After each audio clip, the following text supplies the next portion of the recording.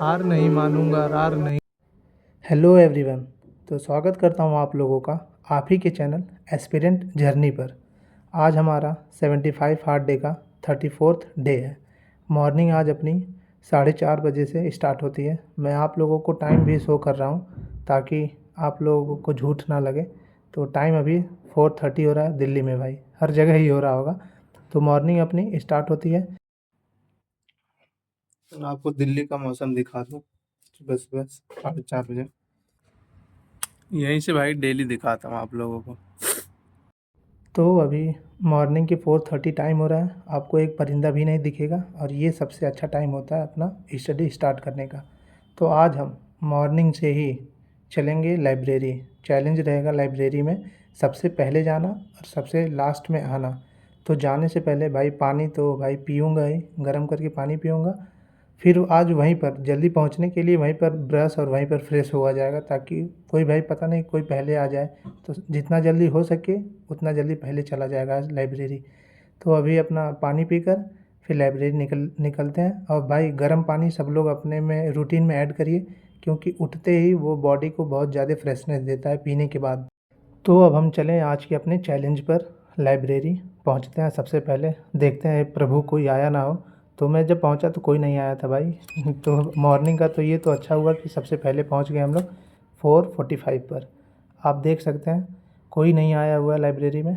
तो अब लाइब्रेरी पहुंच के भाई पहले तो फ्रेश होगा जाएगा। ये रही अपनी सीट। भाई ब्रश और फ्रेश यहीं पर होंगे आज क्योंकि भाई पहले आना था। चैलेंज एक लिए थे, ऐसे ही अलग अलग करके चैलेंज लेके पढ़ने में मज़ा आता है। तो अब चलें ब्रश करने।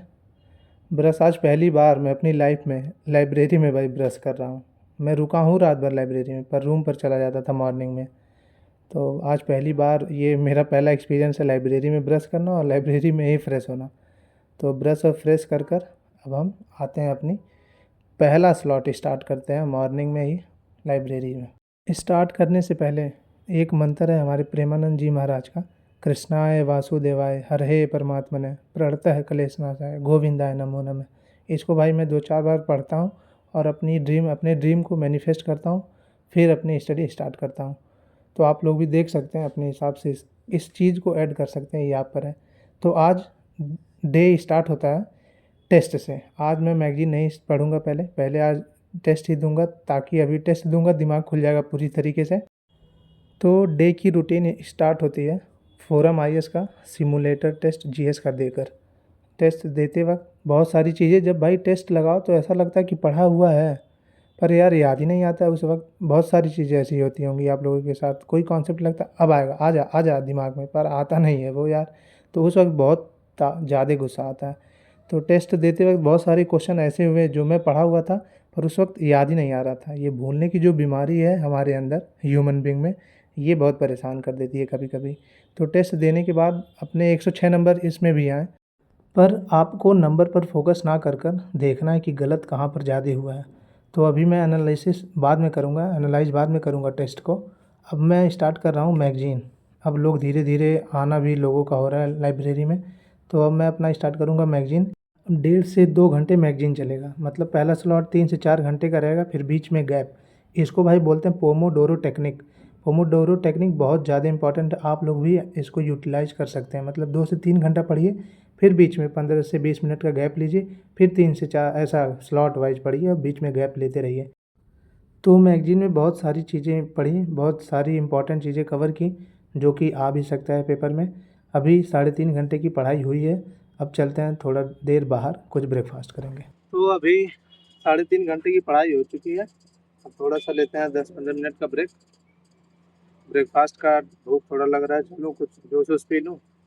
चने भिगोया नहीं था, बोलो यार था। तो बस अकेले की लड़ाई है, बस लगे रहिए, सफलता जरूर मिलेगी, बस लगे रहिए। तो चलता हूँ अभी, देखते हैं क्या खाया पिया जाए।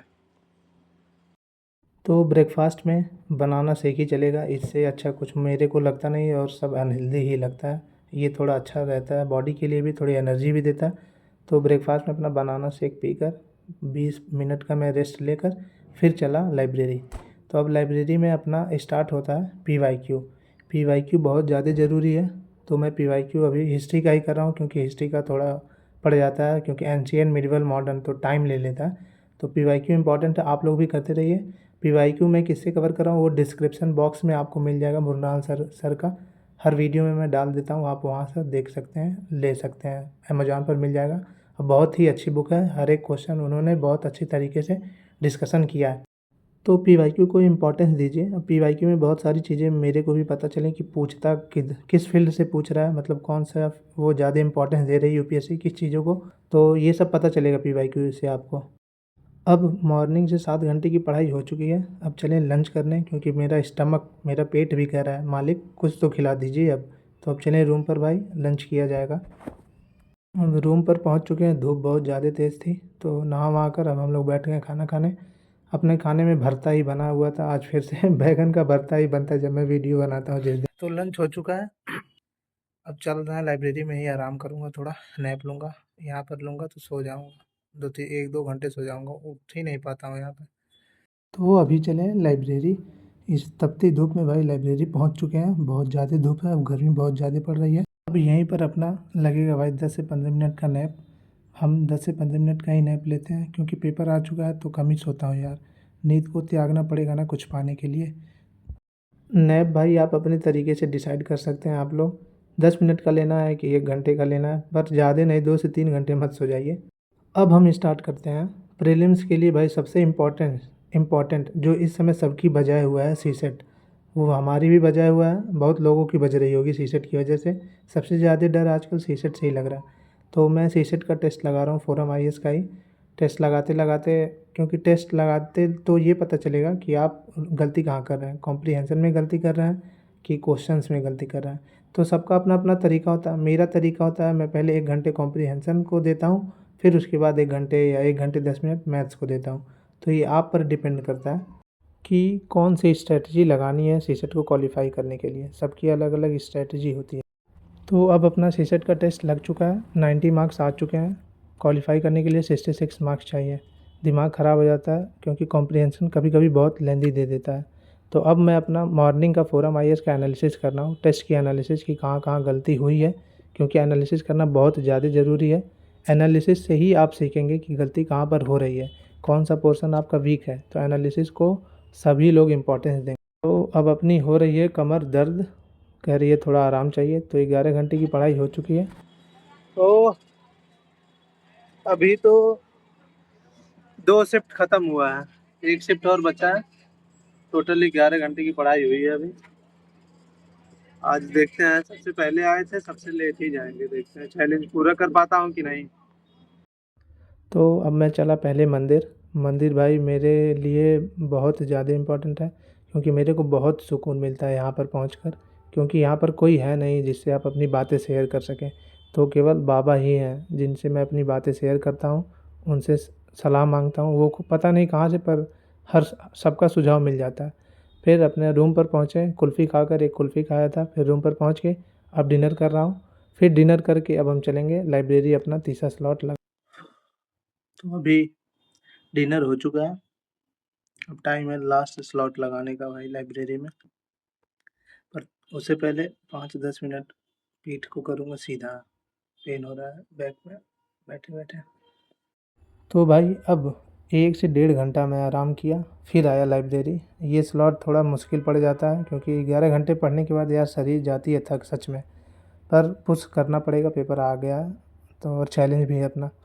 तो अब लास्ट में मैं अपना भाई PYQ ही करूँगा, PYQ जल्दी जल्दी ख़त्म करना, पेपर आने वाला है, तो PYQ अब जल्दी से सारे सब्जेक्ट का ख़त्म करके रख दूँगा। मैं सारे सब्जेक्ट का वैसे करता नहीं हूँ, पॉलिटी हो गया, इकोनॉमिक्स हो गया, इन सब का नहीं करता हूँ, क्योंकि ये सब मेरे थोड़े स्ट्रॉन्ग हैं, तो इसलिए नहीं करता हूँ। हिस्ट्री पे ज़्यादा फोकस करता हूँ, क्योंकि हिस्ट्री इतना टफ पूछता है, जो पेपर में पूछता है वो हमें कभी आता ही नहीं है, पता नहीं कहाँ से पूछता है।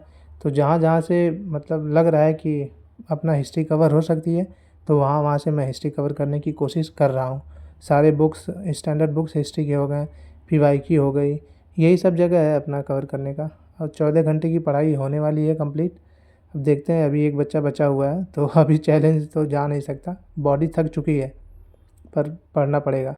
इस सिविल सर्विस की तैयारी में सबसे ज़्यादा मैटर भाई कंसिस्टेंसी ही करती है, तो कंसिस्टेंट रहना बहुत ज़्यादा इम्पॉर्टेंट है। ये तैयारी मैराथन है, रेस नहीं है। आप तुरंत मतलब दौड़ के नहीं पास कर सकते, धीरे-धीरे आपको चलना पड़ेगा, तब आप अपने लक्ष्य पर पहुँच पाएँगे। तो इसीलिए इस तैयारी में जोश हमेशा अंदर एक रहना चाहिए, तब जाके आग एक धीमी आँच पर आग हमेशा जलती हुई रहनी चाहिए, तभी आप जाके सफल हो पाएँगे इस तैयारी में। यूँ नहीं कि यूँ आग आई और फिर बुझ गई। तो भाई मायने है कंसिस्टेंसी। अब अपना 15 घंटे की पढ़ाई हो चुकी है।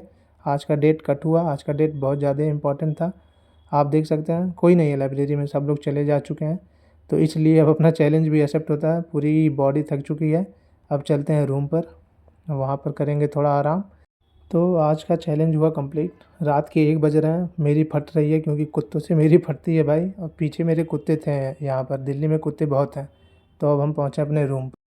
तो पूरे दिन की रूटीन आप लोगों के सामने आज की ये रही। चैलेंज था, चैलेंज एक्सेप्ट हुआ। पूरा 15 घंटे की पढ़ाई हुई, आप लोगों ने देखा। घंटा मायने नहीं रखता, जो लोग नई तैयारी में हैं अभी। मायने रखता है भाई कंसिस्टेंसी।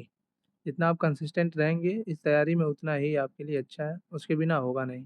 8 ही घंटे पढ़िए, पर डेली पढ़िए। हमारा एग्ज़ाम है तो हम भाई लास्ट एकदम पूरी मेहनत कर रहे हैं अपनी तरफ से।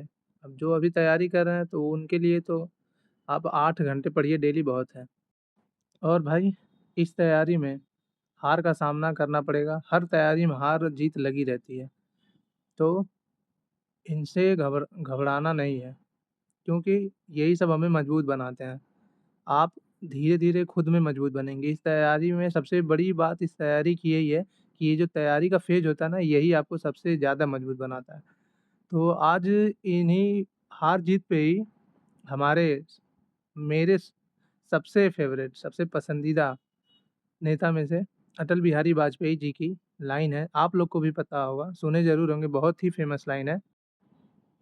टूटे हुए सपनों की सुने कौन सिसकी, अंतर को चीर बता पलकों पर ठिठकी। हार नहीं मानूंगा, रार नहीं ठानूंगा, काल के कपाल पर लिखता मिटाता हूँ, गीत नया गाता हूँ, गीत नया गाता। अगर सच में आप लोगों को जीवन में कुछ पाना है, कुछ बनना है, अपने मम्मी पापा को प्राउड फील कराना है भाई, तो खुद को आप अपने आप को रगड़ना पड़ेगा, खुद आपको आग में तपना पड़ेगा, तब आप जाके कहीं एक सफलता की सीढ़ी पर पहुंच पाएंगे। जैसे आप देख रहे हैं, हम सारे मेरे जैसे कितने एस्पिरेंट हैं अभी तप रहे हैं बेचारे।